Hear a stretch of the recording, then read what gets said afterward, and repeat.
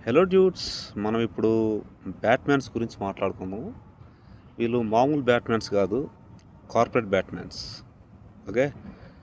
ఆహ్, the these people are nothing but night shift employees. వాళ్ళు ఏ సెక్టార్‌కి సంబంధించైనా కానివ్వండి, నైట్ షిఫ్ట్ ఎంప్లాయీస్. ఇందులో రొటేషనల్ షిఫ్ట్స్‌లో పనిచేసే వాళ్ళ గురించి పక్కన పెడితే, కంటిన్యూయస్‌గా నైట్ షిఫ్ట్‌లు చేసే బ్యాట్‌మ్యాన్స్ గురించి మనం ఇప్పుడు తెలుసుకుందాం. వీళ్ళ ఫ్యూచరు ఎలా ఎలా ఉంటదో. ఓకే. శాంపుల్‌గా ఒక బ్యాట్‌మ్యాన్‌ని తీసుకుందాం. ఒక బ్యాట్‌మ్యాన్ కంటిన్యూస్‌గా 3 ఇయర్స్‌గా ఒకే కంపెనీలో నైట్ షిఫ్ట్‌లు చేశాడు. ఇప్పుడు వీడి ఫ్యూచరు ఎలా ఉంటదో తెలుసుకుందాం. ఓకే. ఫస్ట్ ప్రతి ఒక్కడి బాడీకి ఒక క్లాక్ ఉంటది. ఒక న్యాచురల్ క్లాక్. దాన్ని మనం టెక్నికల్ వర్డ్‌లో సర్కాడియన్ రిథమ్ అంటాం. ఓకే. ఇది వన్స్ దెబ్బతిన్నది అంటే ఇంపాసిబుల్. అంటే మళ్ళీ రికవర్ అవ్వడం ఆల్మోస్ట్ ఇంపాసిబుల్. ఇంక అవ్వదు. ఈ సర్కాడియన్ రిథమ్ దెబ్బతింటే ఏమవుతదంటే, వాడికి నిద్ర రాదు. సరే, వర్కింగ్ డేస్ తర్వాత వీక్ ఆఫ్స్ వస్తాయి. వీక్ ఆఫ్స్‌లో ఎర్లీగా పడుకుందామని నైటు 8 గంటలకి తినేసి పడుకుంటాడు. బెడ్ ఎక్కుతాడు. ఆడు 8 గంటలకు బెడ్ ఎక్కినా గానీ, వాడికి నిద్ర పట్టేది మాత్రం ఆ నెక్స్ట్ డే మార్నింగ్ 4, 5 ఏఎంకే. ఓకే. ఆర్టిఫిషియల్‌గా నిద్రపోవడానికి మందు తాగుతాడు. అది వేరే విషయం. పక్కన పెట్టండి.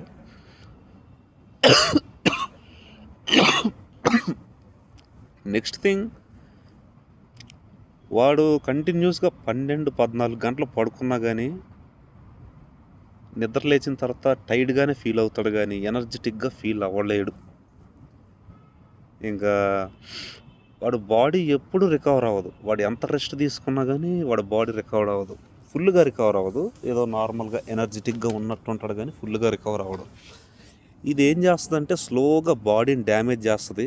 కానీ గట్టిగా డ్యామేజ్ అవుద్ది. గట్టిగా. ఇంకా ఫిజికల్ హెల్త్ ఎఫెక్ట్స్ విషయానికి వచ్చేసరికి ఎప్పుడూ లో ఎనర్జీగా ఉండరు. ప్రోయాక్టివ్‌గా ఉండలేరు. లో ఎనర్జీగా నీరసంగా ఉంటారు. ఎక్కువ అలసిపోతే తల తిరిగి పడిపోవడం, అంటే తల బరువుగా ఉండడం అట్లాంటిది. నెక్స్ట్, వీళ్ళకి డైజెస్టివ్ ఇష్యూస్ బాగా వస్తాయి. మోస్ట్ ఇంపార్టెంట్‌లీ కాన్‌స్టిపేషన్, మలబద్ధకం. బాయిలర్ కోడ్‌లాగా ఆ ఏసీలో ఒక 60,000-70,000 చైర్స్ మీద కూర్చొని కంటిన్యూస్‌గా కూర్చొని బాడీ వెయిట్ అంతా బంప్స్ మీద పడి, పేగుల మీద కాన్‌స్టిపేషన్ అనేది ఖచ్చితంగా వస్తది. ఆడెవడు చెప్పుకోలేడు. Okay. Next thing, acidity, gas పక్కా వస్తాయి. అది మ్యాండేటరీ. వీళ్ళు పిగ్‌లాగా ఓవర్ వెయిట్ అయిపోతారు. లేదా బక్క చిక్కిపోతారు. బక్క చిక్కిపోవడం అంటే మజిల్ లాస్ అవుద్ది. ఆ మజిల్‌లో అంటే కండలో పవర్ ఉండదు. అంతే. ఇంకా లాస్ట్‌ది వాడికి విపరీతంగా హెడ్‌ఏక్స్ వస్తాయి. కళ్ళు పాడైపోతాయి. అంటే తక్కువ టైంలోనే ఐస్ స్ట్రెయిన్ అయిపోవడం. కళ్ళు బాగా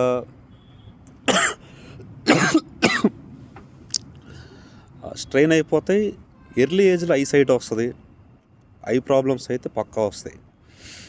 ఇంకోటి, వీళ్ళకి ఇమ్యూనిటీ చాలా వీక్‌గా ఉంటది. ఏ డిసీజ్ వచ్చినా ఫస్ట్ అటాక్ చేసేది వీడినే. అంటే ఈ బ్యాట్‌మ్యాన్స్‌నే. మామూలుగా ఫ్రీక్వెంట్‌గా ఇన్ఫెక్షన్స్ కూడా వస్తాయి. Like cold, cough, throat pain, headache. ఇది సాధారణం. డైలీ కస్టమర్స్ అన్నమాట ఈ బ్యాట్‌మ్యాన్స్‌కి. లాంగ్ టర్మ్ రిస్క్స్ ఏముంటాయంటే, ఐబీపీ పక్కా వస్తది. డయాబెటీస్ ఖచ్చితంగా అటాక్ అవుద్ది. హార్ట్ ప్రాబ్లమ్స్, ఇది చెప్పాల్సిన అవసరం లేదు. ఖచ్చితంగా హార్ట్ ప్రాబ్లమ్స్ అయితే వస్తాయి. ఎందుకంటే మనిషి అనేవాడు సూర్యుడు ఉన్నంత వరకు పని చేయాలి. సూర్యుడు అస్తమించగానే పడుకోవాలి. ఈ బ్యాట్‌మ్యాన్స్ క్వైట్ ఆపోజిట్‌గా చేస్తారనమాట. ఓకే. పడుకునే టైంలో పని చేస్తే ఏమవుద్ది? హార్ట్ అన్నది చాలా స్ట్రెస్కి గురయ్యి హార్ట్ ప్రాబ్లమ్స్ అయితే పక్కా వస్తాయి. ఓకే, లేరుగా. ఓ ఇంకా వీళ్ళకి మెంటల్ అండ్ ఎమోషనల్ ఇంపాక్ట్ అనేది చాలా ఘోరంగా ఉంటుందండి. ఒకటేంటంటే మూడ్ స్వింగ్స్ వస్తాయి. అంటే బేసిక్గా లేడీస్కే వస్తాయి, కాకపోతే బ్యాట్మెన్స్కి కూడా వస్తుంది మూడ్ స్వింగ్స్ అన్నాయి. అండ్ చీటికి మాటికి ఇరిటేట్ అయిపోవడం, మనుషుల మీద చిరాకు పడడం, it's a kind of irritation. Patience అంత ఉండదు, ఎవరితో అంత టైం స్పెండ్ చేయలేరు. ఓకే, అంటే మామూలుగా చిరాకు వస్తుంది. ఈయన్ని చూసి ఓరే వీటితో ఎందుకురా బాబు, మనకి షార్ట్ టెంపర్ గాడు, చీటికి మాటికి ఇరిటేట్ అయిపోతాడు. ఇలా రిలేషన్స్ కూడా బ్రేక్ అయ్యే ఛాన్సులు చాలా ఎక్కువ. రెండోది, మామూలుగా వీళ్ళకి పిచ్చ యాంగ్జైటీ ఉంటుంది. Anxiety common. యాంగ్జైటీ అయితే ఉంటుంది విత్ స్ట్రెస్. మామూలు స్ట్రెస్ కాదు, చాలా తొందరగా అలసిపోతారు అన్నమాట. వీళ్ళకి ఫోకస్ అన్నది చాలా తక్కువగా ఉంటుంది, దేని మీద ఫోకస్ చేయలేరు. ఓకే, అంటే 1 minute 2 minutes కంటే ఎక్కువ ఫోకస్ చేయలేరు. వీళ్ళకి చదువుకోవాలనిపిస్తుంది, డ్రా నుంచి ఒక బుక్ తీస్తారు, ఫస్ట్ 2 lines చదువుతారు, ఫోకస్ దెబ్బతింటుంది. ఓకే, వీళ్ళకి ఫోకస్ అంత ఉండదు, మెమరీ ప్రాబ్లమ్స్ కూడా చాలా ఎక్కువ ఉంటాయి. లైక్ బైక్ మీద ఎక్కడికైనా వెళ్తారు, కీస్ దానికే పెట్టి మర్చిపోతారు, ఫోన్ పాకెట్లో ఉంటుంది, పిచ్చోళ్ళలాగా ఎత్తుక్కుంటారు చుట్టూ ఫోన్ ఎక్కడ పెట్టామని. చిన్నగా అన్నీ మర్చిపోతారు, టైంకి ఏం గుర్తురావు. ఓకే, వీటి చీటికి మాటికి ఎమోషనల్ అయిపోతారు. నెక్స్ట్ బాగా డిప్రెస్ కూడా అయిపోతారు. అంటే ఏదైనా వీళ్ళకి మెయిన్గా ఏంటంటే క్రియేటివిటీ, ప్రాబ్లమ్ సాల్వింగ్ ఎబిలిటీ అన్నది తగ్గిపోద్ది, దెబ్బతింటాయి కదా. ఏదైనా లైఫ్లో ఒక ప్రాబ్లం వచ్చిందంటే దాన్ని స్మార్ట్గా సాల్వ్ చేయలేరు అనమాట. బాగా వీక్ అయిపోతారు, ఎమోషనల్ అయిపోతారు. పైకి నేను ఇన్ని సంవత్సరాలు నైట్ షిఫ్ట్లు చేశాను కదరా, నాకు బాగానే ఉంది అని అనుకుంటారు. కానీ వాళ్ళ మనస్సాక్షికి తెలుసు. ఎలా తెలుసు అంటే ఏమనుకుంటారంటే ఐ డోంట్ ఫీల్ అలైవ్, నేను బతుకున్నానా అని నాకు అనిపించట్లేదు అని అనుకుంటారు. ఫోర్త్ది, వీళ్ళకి సోషల్ అండ్ ఫ్యామిలీ లైఫ్ అన్నది కంప్లీట్గా డ్యామేజ్ అయిపోయి ఉంటుంది. ఎందుకంటే వీళ్ళు ప్రాపర్ టైంని ఫ్యామిలీతో స్పెండ్ చేయలేరు మెయిన్గా. ఓకే, ఎందుకంటే నైట్ షిఫ్ట్ కంప్లీట్ చేసుకోగానే వచ్చి పడుకుంటారు, ఆఫీస్కి వెళ్ళే టైంలో లేస్తారు, తింటారు, ఆఫీస్కి వెళ్తారు.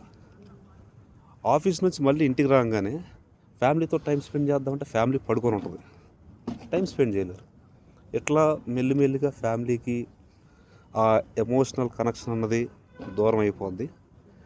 నెక్స్ట్, వీళ్ళు ఏదైనా ఫెస్టివల్స్ని, కల్చరల్ ఈవెంట్స్ని ఏదైనా సరే ఎంజాయ్ చేయలేరు, అంత టైం స్పెండ్ చేయలేరు. రిలేషన్స్ కూడా అంత టైం ఇవ్వరు. ఎప్పుడు ఒంటరిగా ఉండాలనిపిస్తుంది, మనుషులతో కలవరు. ఓకే, ఎమోషనల్ బాండింగ్ అన్నది చాలా వరకు తగ్గించేస్తారు. నేను ఎందుకు బతుకున్నాను, నేను ఎప్పుడు చచ్చిపోతాను అన్నట్టు ఫీలింగ్స్ స్టార్ట్ అవుతాయి అన్నమాట. వీళ్ళకి మెంటల్ పీస్ కూడా దెబ్బతింటుంది, అది వేరే విషయం. ఇంకా లాస్ట్కి వర్క్ పర్ఫార్మెన్స్ విషయానికి వస్తే ఇనీషియల్ స్టేజ్లో బాగా పర్ఫామ్ చేసేస్తారు. కానీ రాను ఏమవుద్దంటే వీళ్ళ creativity and problem solving abilities, proactivity ఎప్పుడైతే తగ్గిపోద్దో ఎర్రర్ మీద ఎర్రర్, ఎస్కలేషన్ మీద ఎస్కలేషన్. అది ఎలా ఉంటుందంటే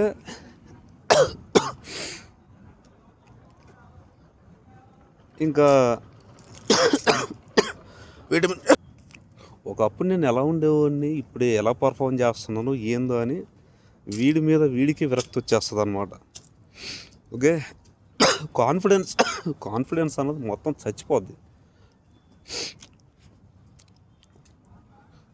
ఇంకా వర్క్ ప్లేస్లో బాగా మిస్టేక్స్ ఎక్కువ చేసేస్తారు. అంటే తెలీదు. ఏం జరుగుతుందో ఏం అర్థం కాదు. కన్‌ఫ్యూజ్డ్ స్టేట్‌లో ఉంటారు. ఇనీషియల్ స్టేజెస్‌లో అంటే వచ్చి ఆఫీస్‌లో జాయిన్ అయిన కొత్తల్లో ఒక సంవత్సరం, 2 సంవత్సరాల్లో వీళ్ళకి అంత లీవ్స్ తీసుకోరు. కానీ రాను రాను ఏమవుద్దంటే పిచ్చ లీవ్స్ తీసుకుంటారు. అన్నీ సిక్ లీవ్స్‌లే. అది బాలేదు, ఇది బాలేదు, నాకు I'm feeling sick, I'm not feeling well, I'm not coming to office due to this reason ఇలా అనమాట. ఇంకా లాస్ట్ అండ్ ఫైనల్ ఏమవుద్దంటే హెల్త్ ఇష్యూస్ విషయానికొస్తే హార్ట్ డిసీజెస్ పక్కా వస్తది. ఖచ్చితంగా హార్ట్ డిసీజెస్ వచ్చే రిస్క్ ఎక్కువ. మెటబాలిజం డిసార్డర్స్ అనేవి ఖచ్చితంగా ఉంటాయి. స్లీపింగ్ డిసార్డర్స్ చెప్పాల్సిన అవసరం లేదు. సర్కాడిక్ రిథమ్ దెబ్బతిన్నది కాబట్టి స్లీప్ గురించి ఇంకా మర్చిపోవాల్సిందే. మెంటల్ హెల్త్ ఇష్యూస్ వస్తాయి. ఇంకా ఏజింగ్ ఫాస్ట్ అవుద్ది. వీళ్ళ ఏజ్ ఒక 25 అనుకో, చూడడానికి 30, 35 లాగా కనిపిస్తారు. అంటే స్కిన్ ఏజ్ అనేది పెరిగిపోద్ది.